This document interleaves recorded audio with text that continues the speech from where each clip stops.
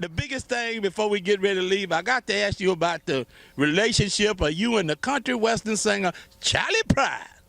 Charlie Pride and I have been friends for many, many years. As a matter of fact, I was drafted in the service back in the day, and the first person I met in St. Louis, Missouri, where we had to assemble, was Charlie Pride.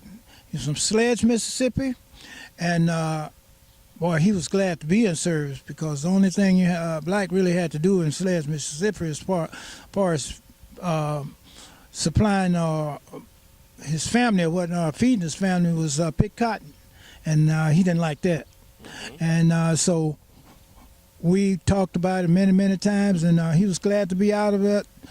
Sledge, Mississippi, and his first, he wanted to be a baseball player. He aspired to be a baseball player, and he started out, he's a pretty good pitcher. So in other words, you and him started, y'all was in the service together, and then y'all found out that y'all had something in common, like playing baseball? This is very, very true. The first person I met once I was drafted in the service, and I had to meet up in Missouri. I was from Michigan. He was coming from Sledge, Mississippi, and was Charlie Pride. We have been friends ever since. I didn't have the slightest idea that Charlie Pride could sing country western, but he became, and as you probably most people know, he's one of the best country western singers there is. Kiss an Angel Good Morning is what brought him out.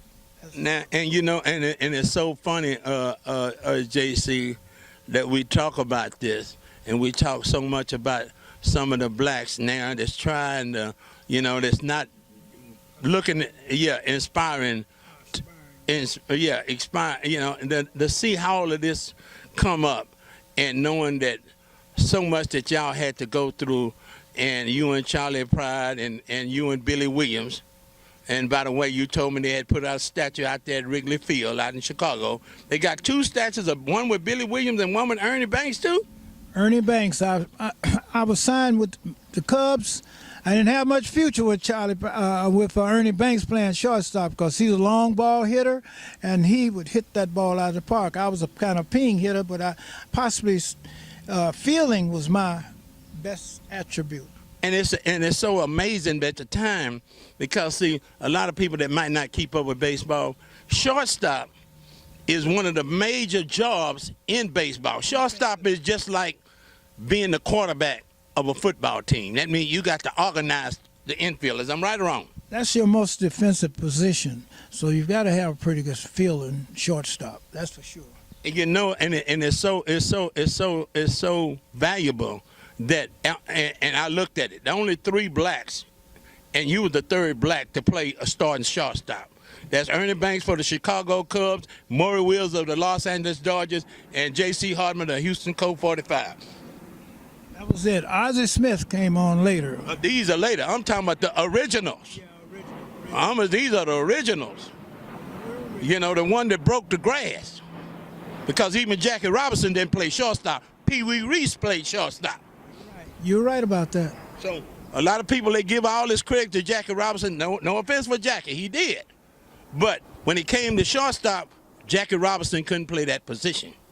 Pee Wee Reese had that position, and they wasn't finna let Pee Wee Reese get moved out by no Jackie Robinson, black or white.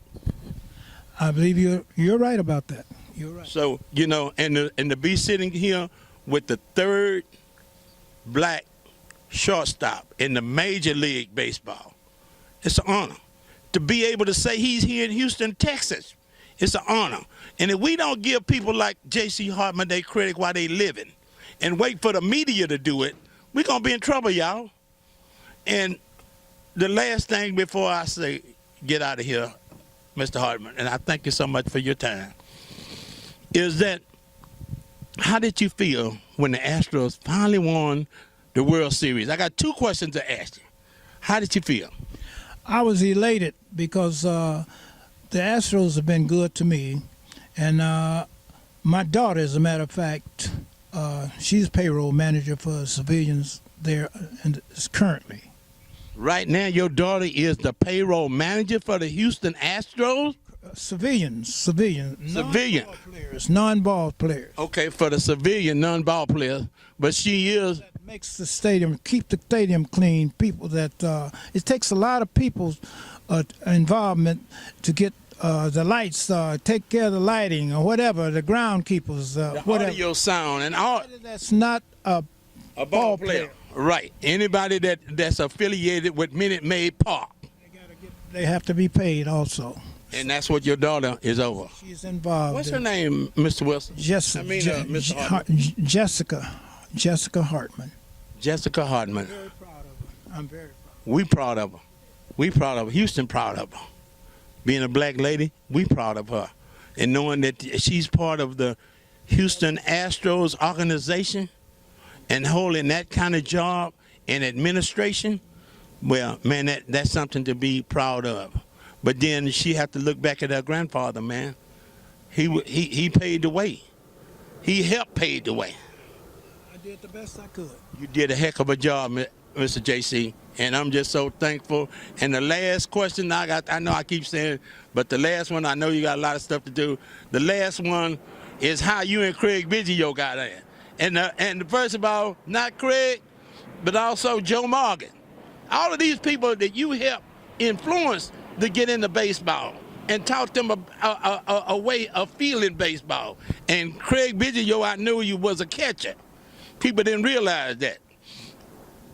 And tell us about Craig that. Biggio was a catcher and a real good ball player. He was more of his fielding left a little to be desired, but he was a tremendous hitter. So he's going to play somewhere. And what happened is that we had Joe Morgan playing second base. So where do you put Craig Biggio? You're going to play him somewhere. Second base would be the only place. So what they did, they traded Joe Morgan to Cincinnati to make room. I would like to think that I had something to do or gave Craig a little bit of help and stuff around second base, making the moves and fielding and stuff like that. Job, you have to be very elusive and get the heck out the way when they're coming in too, because during those days they used metals on those spikes. And now they have the little rubber. Yeah, stuff. well, they got something to protect the guys now. And then the idea, you got to be quick when you're getting ready to flip them double plays. You're right about that. You're right. You got to be quick, elusive, and the main thing is getting away from around the bag, coming across, whatever you're going to do, and make it very quick, make quick decisions. And the last one we're going to say, and we want to pray for him, is Jim Wynn. Jim Wynn, I know you was delighted when he came to the organization. I know, you were still with the organization when Jim Wynn came in, right? Jim Wynn is the strongest, the best person I think I ever met in my life. I've never called on Jim Wynn to help me with a baseball clinic or anything of that nature, and he said no. I know there were times when he had other things to do, but he never let me down. And if you're out there listening, Jim, I hope things are working out for you. Call me if you need me, and I will stop doing whatever it is to be there. Man, that's a blessing. Jim Wynn, our prayers will be out there for you. And Mr. Hartman, thank you so much for being with me on your 85th birthday. It's a historical day. You ain't finna be 85 no more. And to see that you can walk around, you're able to move around, your knees don't giving up, and then to know that all the stuff that you did around your house and put shingles, you just came off of putting shingles on your house. Yes, I just got through completely doing my roof on my house by myself. I mean, when you tell me you went 2 stories up on the ladder, up there on the roof and put shingles at being 80-something years old? You forgot I was a paratrooper. I used to jump out of buildings, not planes and stuff, so it didn't bother me. See, you gotta have good equipment, first of all. Good equipment and the desire to do it. And it took me about 2 weeks, but I did it. That's amazing. At 80 years old, because you was 80 years old, 84. You was 84 when you did that. And you 85 today. And you just did it, what, last year? No, it's about 3 or 4 weeks ago. Ain't that something, y'all? Now here's a man, 84 years old, climbing up on a 2-story building. Well, he was 84 then. Yeah, when you climbed up on that building, you was 84. Technically. Now you was 85 to testify about it. 2 weeks later. 2 weeks later. God is good. Thank y'all so much, Mr. Hartman. Thank you so much, and now let you go back and do your work and enjoy your birthday, because this is your day. Thank you very, very much. Thank you. Thank y'all so much.